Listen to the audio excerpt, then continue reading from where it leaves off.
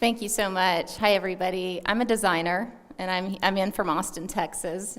I just got off the plane a couple of hours ago.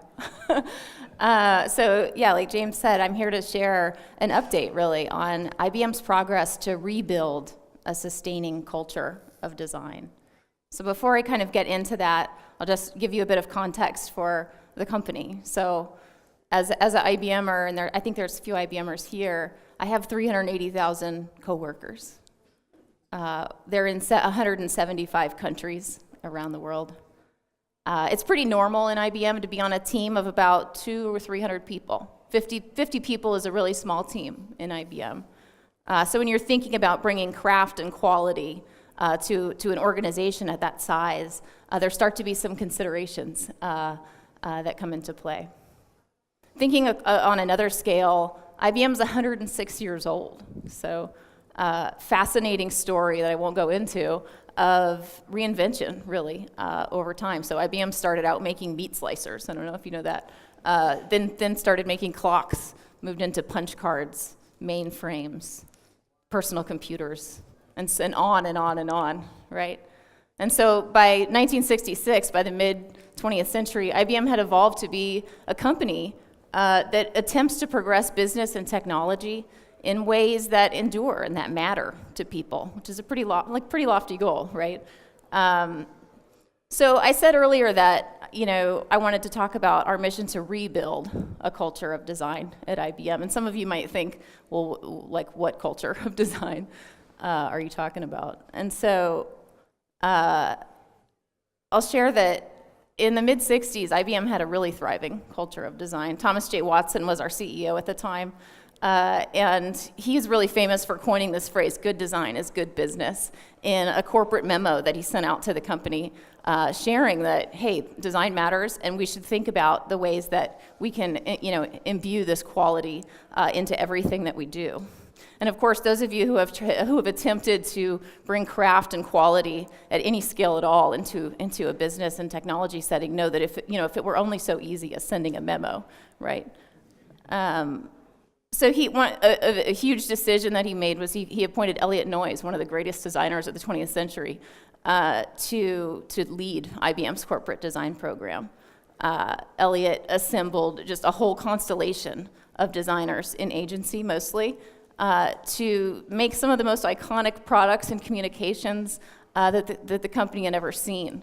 The Selector typewriter. He brought in Charles and Ray Eames, who they did the Powers of 10 film, if you're familiar with that. They did Powers of 10 film for IBM in the mid-'60s. They designed the IBM experience for the New York World's Fair in the '60s. And then he brought in Paul Rand, one of the greatest graphic designers, again, of the 20th century, who believed that design was what brought us this means to inform and to engage people and businesses in new ways. And he, honored IBM with one of the most beloved corporate visual marks in history, right? And at that time, IBM was booming and alive with design craft. And the kind of ethos that group of designers brought into the company is one that we really share and try to socialize with all of the designers who are with us today, because that's our history. That's where we came from. And that it's something to aspire to. So I'll kind of fast forward to 2012, right? And get somewhat to what James was alluding to. We had a new CEO at the time, Ginny Rometty, and the first thing she said when she joined the company was, there's one key to IBM's future growth, and it's client experience. And there were about 100 designers in the company at the time. I was one of them. And we were all just like, yes, like this is our moment. It's going to happen. Really excited. And because, there was an obvious gap there, right? When Elliot Noyes and Charles and Ray Eames passed, there was a void in the leadership for design at IBM. And there were several decades in a row where the craft of design was neglected. And maybe a little bit of feature creep came in there during those years. But like James mentioned, one of the first things Ginny did when she made this declaration was she went out and she brought in one of the best design leaders I've ever seen in action, Phil Gilbert.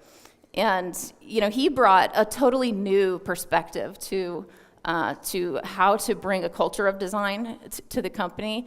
And he really took a thoughtful look back and said, what were some of the conditions that were in place back then that were working and not working, and what is it that kills or sustains a culture of craft in an enterprise? And so he was kind of coming into it with the knowledge and the experience of a company this age. And he made a hypothesis that we've been really running on for the last, I'd say, 5 years, 4.5 years. And his hypothesis was that craft and craftspeople cannot sustain without a culture, a whole culture that supports it. And so, the thinking was we needed a new culture, which is a big job, right? But in our enterprise, we've started to see that at differing scales, it's true, craft will not sustain, and it does thrive in more meaningful ways when there is a community around it. And so we started to kind of think through, okay, what's the before and after here? If we're going to try to think about designing a culture of craft, where do you start? We wanted to think about moving from more of a 20th century approach to culture and to teaming, where there was kind of an individualistic mindset. We were relying on lone genius types for leadership and design, to more of a diverse and people-focused and team-focused collaborative way of working. And so started to brainstorm what are some approaches that we can bring to sort of take ourselves from this current state to a future state, right? Just like any design problem. And so Phil kind of gave us this little equation that we've been running with, and it's this idea that people plus practices plus places is what creates your culture. Your culture is a result of those three things. And if you think about it as a design problem, then those three things become levers for a design program team to influence. So we've been iterating on this culture, just like you iterate on any design project, right? We thought about it in terms of course, the people in it, their mindset, their beliefs, in terms of the practices that they bring, big and small, from the framework level to best practice and discipline. And in terms of places that support craft or don't support craft, and that can and should be supporting collaboration and making. And so we started hiring designers, wave after wave. There's 12 portraits like this from the last few years. And we kind of became known for a while as being on a bender, hiring designers.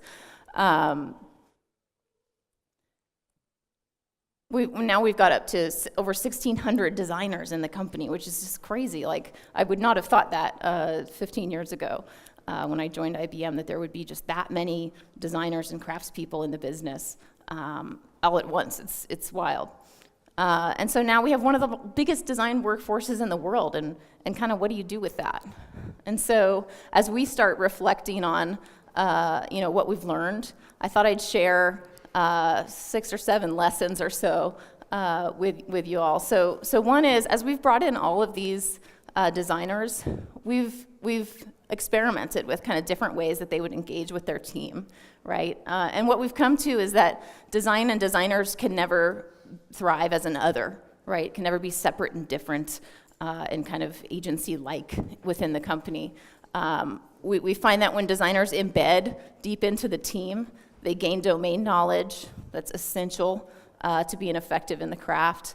They make personal connection and community with people in other disciplines, which is just essential to appreciating the complexities of kind of a design ask, if you will. They know each other. They know the developers, the salespeople, et cetera. So embedding into teams, I think, is an essential tactic. And it was so challenging for those first, I would say, 4 or 5 cohorts of designers to come in to our business to do the hard work of introducing design to a whole team even that's not experienced working with design and designers before, that's tough. That's an added layer of complexity, right? And to bring that skill and passion in every day to affect, the brand, our products, getting design and craft even into product at all. But because they reported into the business, they really were forced to confront these domains and mediums, right? You kind of can't run away from the medium when you're sitting right there. And so this approach really enabled all of our designers to kind of reach into the business and be a part of engineering situations that really would have been unimaginable had they not been kind of like right there in the mix.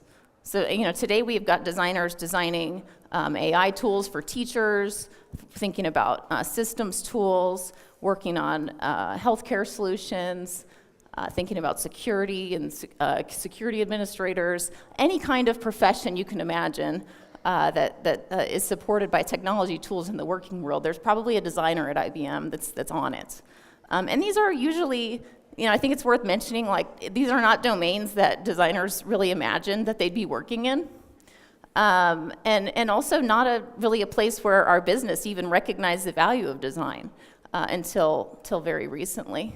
And so kind of lesson number 2 is, that I feel like I've personally learned from getting to know many of the designers that have come through our program, is that the ones that are successful, they find a way to fall in love with the medium and the domain as soon as possible, right? So a lot of designers come in out of different, thinking of themselves as a certain discipline or having learned only certain mediums, and the ones that really are happy and thriving in the company, they find a way to really engage with the medium and develop and hone their craft. And so that kind of leads to a third thought and relates back to the earlier in the discussion when I was sharing about our first design program. Kind of in the same way that it's hard to affect change at the team level as an other, it's almost impossible to change culture as a leadership agency too, right? So something that Phil and the leadership team have done to disperse that is actually started to decentralize our own authority, our own capability to and sort of power over the design program. And it was just with the idea being that when we are distributed, when we are 1,600 designers spread across like 50 or so IBM studios, then we are reporting into totally different areas of the business. We become, we kind of joke about it, like we become like a virus, like very hard to kill. You can't just sort of like kill design at IBM today. Design it's everywhere, it's embedded, it's of the business. It's not, in the business. And so even after establishing this 1,600 person design team I was mentioning, we're still just a sliver, right, of that big number of 380,000 IBMers. So, what we're finding is that everyone, not just designers, has to, it's our mission to help them to value the craft in some way. They may not be craftspeople themselves, right? Not everyone needs to be a designer or engaged deeply in the craft of design, but for the craft to stay alive, to sustain, everyone needs to have some level of understanding and appreciation for it. Otherwise, it kind of doesn't exist. And so, a big thing that we've learned, and this is potentially controversial, I don't know, is that design thinking as an approach really paves the way for craft to thrive. And that's been something that we've kind of explored over the past several years. What it does is it gives all the disciplines a common ground, a common language, a common way to talk and to think about their work. And so, we had to, when we first got started, we had to find a way to engage the whole company, right? Not just designers with design thinking.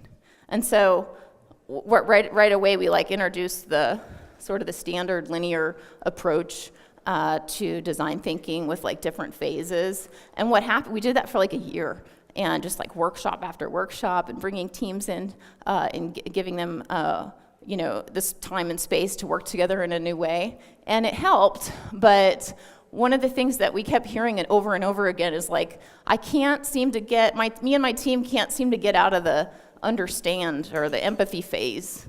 And we would just be like, well, but there's not a phase where you understand and then you like stop. This is something that you're always doing, you're always learning, you're always iterating and making. And what we found is that the traditional framework wasn't working for IBMers who were, at the same time they were trying to incorporate agile and continuous delivery approaches into their work. So this just felt at odds, right? So we did a lot of hard thinking about it and came up with our own way of talking about design thinking with the rest of the business. And we introduced just this really simple concept that design thinking is about three things. It's observing, reflecting, and making. And when we started talking about design thinking in that way, people started to get it. They started to, connect this broader practice kind of thought to themselves, to their work. Just about anyone in a team, in a whole team setting, can see themselves, they can see their own skills in one of these three at least, right? So I'll share a bit about kind of how we move through this framework and the way that we talk and think about it. Like I said, everybody in the team can see themselves in this. A lot of people on our teams, they're really tasked with observing and understanding what's happening in the world, and who are our users, what do they need, what market are we serving? Reflecting, bringing the whole team together to decide, how do we want to show up in a given market or a given situation? What problem are we really solving here? And reflecting as a whole group. And giving the time and space to really do that. This is like one half of a team, just working together to try to figure it out and come up with a strategy. And then finally, making, making especially and describing like all the different ways that making can play out in development. Right? It can be a sketch, it can be a Post-it, it can be making a code, it can be making. The most fine detail animation, loader animation. But the idea is that we wanted to instill with every IBMer is that like when we make, we do it with passion and intention every time. And so lesson number 6 is all about creating spaces that enable craft. And nurture makers. And this is probably an obvious one to a lot of you. For us at the time, when our program started, it was not obvious at all. Our spaces were a lot like Cube Farm City, right? And so we started out we actually made one studio in Austin, Texas. And after that, our program invested in just a couple more. But then, after a few years, something interesting happened. We started hearing from IBMers and leaders all around the world who wanted to build their own IBM studio in their own city because they had experienced, or somebody on their team had experienced our studio in Austin. And so now, without a ton of lift from our program team, we have, I think, 44 studios all over the world, spaces that are kind of helping us create community of designers. And now an even bigger community of design thinkers. Today at IBM, there's over 100,000 people who have taken some kind of training in design or design thinking.